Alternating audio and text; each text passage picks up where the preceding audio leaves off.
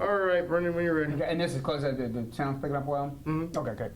Well, hey, thanks for talking to us, and thanks for that presentation. And as y'all said, this is not final or set in stone. What, when will that final decision be made, and what goes into that as to whether these toll rates and discounts actually apply? The reason the toll rates are not final is there's a very complicated financial model on the revenue that the project will generate. We're having to have our consultant rerun that model, which takes quite a bit of time. There are a number of assumptions as to the flow of traffic, timing of traffic, etc.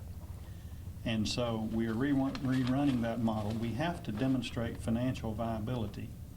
In order to qualify for the financing that we showed you on the slide that had the TIFIA financing and the private activity bonds, those have to qualify for investment grade rating.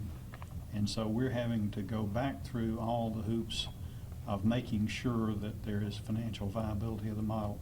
With all that being said, I believe we'll have an answer on that within a month.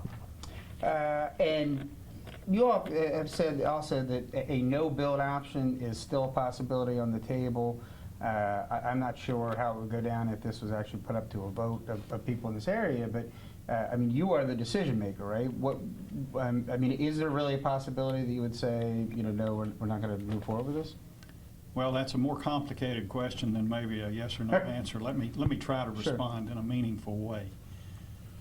As we said twice in the slide presentation, we've been pursuing this since 1997. We believe a viable transportation corridor between Mobile and Baldwin counties is an absolute necessity for the economic stability and growth of this area and for the quality of life of the area. So we have been searching since 1997 for a method to provide that. We have come to the point that we've not been able to find other funding, and so we have settled on the P3 alternative. That corridor is extremely viable. The corridor that we have is already over capacity, doesn't function very well, and that problem will get progressively worse to the point that we estimate in the next 20 years the corridor on a daily basis will be as crowded as it is today on a holiday. And everyone knows that is overcrowded, and that corridor really is non-functional during those days from a practical standpoint. And so the no-build alternative is an alternative. It may be that we have to pursue that, but we are committed to trying to find a way to build this. We believe it's something that is really needed for this area over its long term. And control over the toll rates over time as they go up, is that something that the private concessionaire makes that call, or is there an approval process they have to go through in the state if they want to raise the toll? There is an approval process they have to go through. Let me clarify one thing. I am not the decision maker. I am the director of the Alabama Department of Transportation. Our role in this project is to serve as agent for the Alabama Toll Road, Bridge, and Tunnel Authority, which is an authority constituted separate and apart from ALDOT, but we function as their agent. That is the party that will make the ultimate decision about whether we go forward and in what way. And so there would be an actual public vote of that body? No, there would not be a public vote as public, but there will be a vote of that body, and all of its meetings are public. So, and that's the Alabama Bridge and... I believe the correct name is the Alabama Toll Road, Bridge, and Tunnel Authority. But I stand to be corrected on that. I'm not sure that's the precise name, but I think you can find it under that general name. Okay. And explain to me, I mean, that I think the cost rose by about $1 billion because of this issue of the storm surge. A lot of people have said, yes, that might be nice, but we've had this road since the 1970s, and when you weigh that, extreme costs versus the possible benefits, maybe we ought to just build the bridge. We can build the bridge above the storm surge and just take our chances with the rest of it. What do you say to that, you could cut it in half maybe? That's a good point and an interesting point. In the end, where everybody has come down on that is that the rule requires that if a new bridge structure is built, it will be built above the 100-year storm surge level. while we did not have sections of our bayway taken out in any of the storms we've experienced, we have had damage. We did have ramp damage that was pretty substantial in 2005. Our neighboring states have had significant damage, which led to the new regulations that came out in 2008. And so the simple answer to your question is, while you can debate the issue of whether you should raise the bayway, no one is prepared to go forward without raising the bayway, since that is what the rule says you should So do. if you build a new bridge, you have to do the whole shebang under federal If, rules? under federal rules, you do. That is a standard promulgated by AASHTO, the American Association of State Highway and Transportation Officials, and the federal folks follow those standards.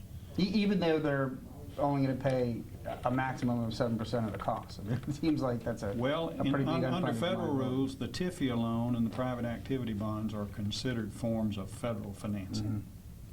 So actually, under their rules, their participation in the project is far more than the amount of the infra grant standing alone.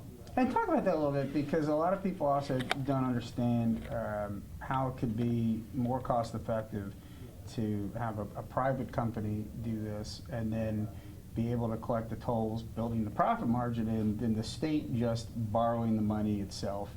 And even if you have to have tolling as part of that, you eliminate the need to build in profit on top of that. Explain why it's cheaper to do it Well, this plain way. truth is, we don't have the financial capability to build this project without some assistance. A second truth is that a private party makes a contribution in terms of design and in terms of minimizing the cost of building the project.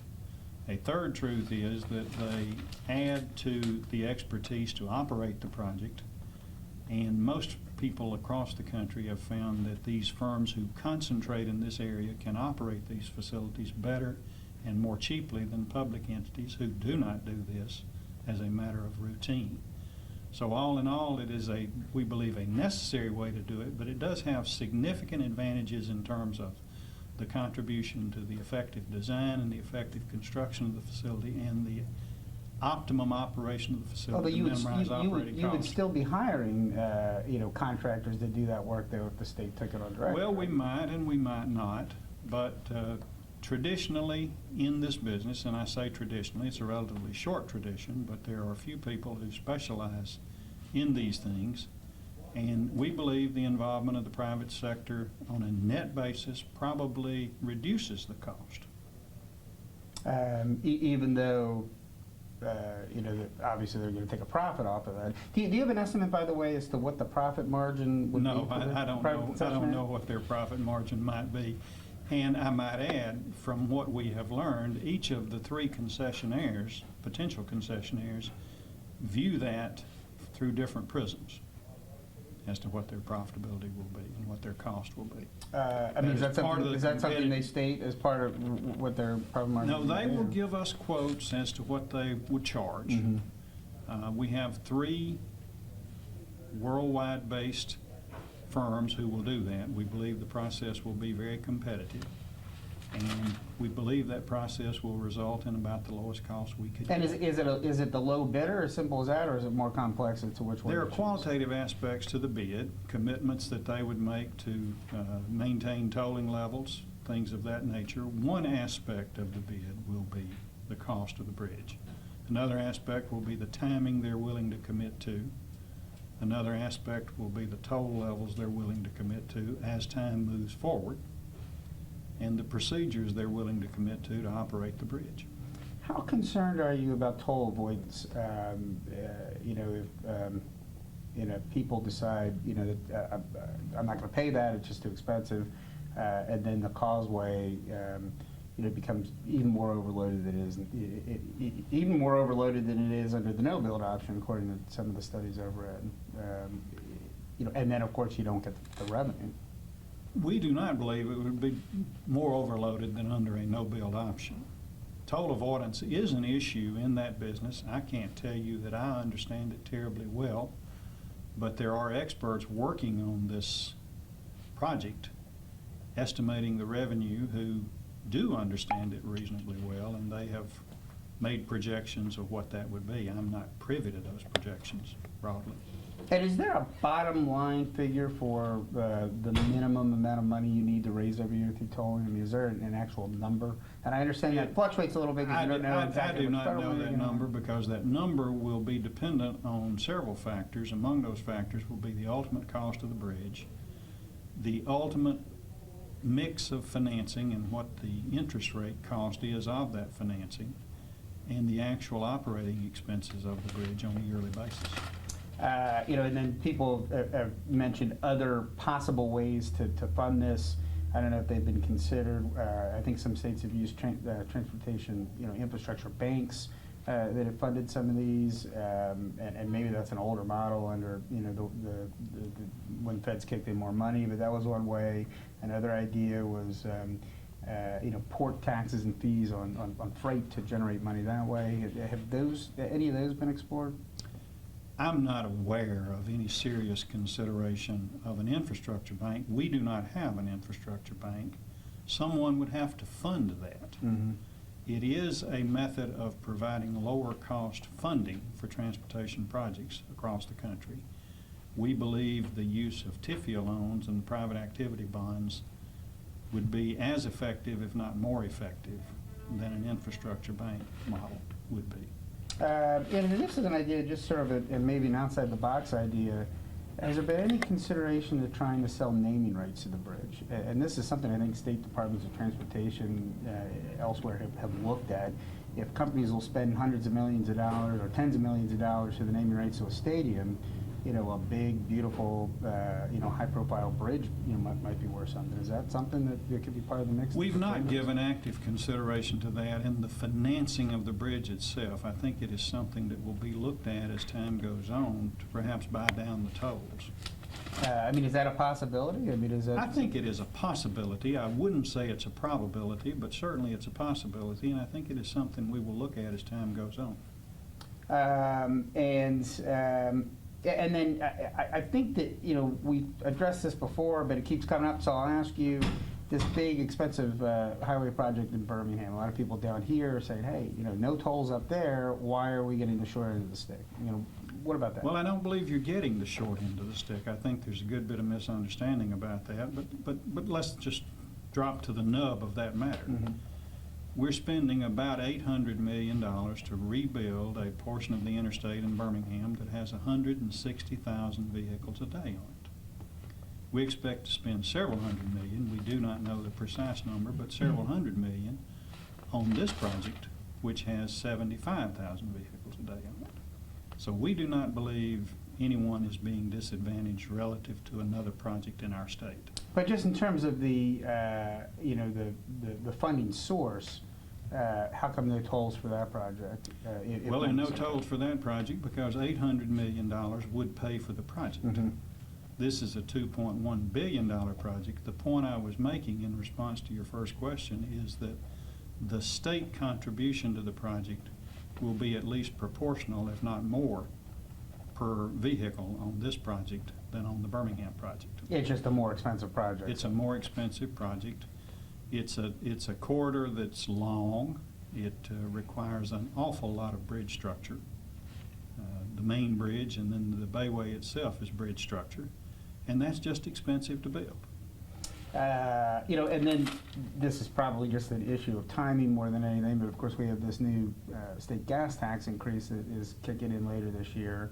And people ask about that. Is any of that money dedicated to the bridge, or is that just to maintain the existing infrastructure? Well, the total gas tax increase, when fully implemented, will be $300 million a year. The portion of that will flow to the state, as opposed to counties and cities, is about $200 million a year. The stated purpose of that tax was threefold: congestion relief, economic development, and projects of local interest. Projects of local interest will consume about $50 million of that $200 million on an annual basis.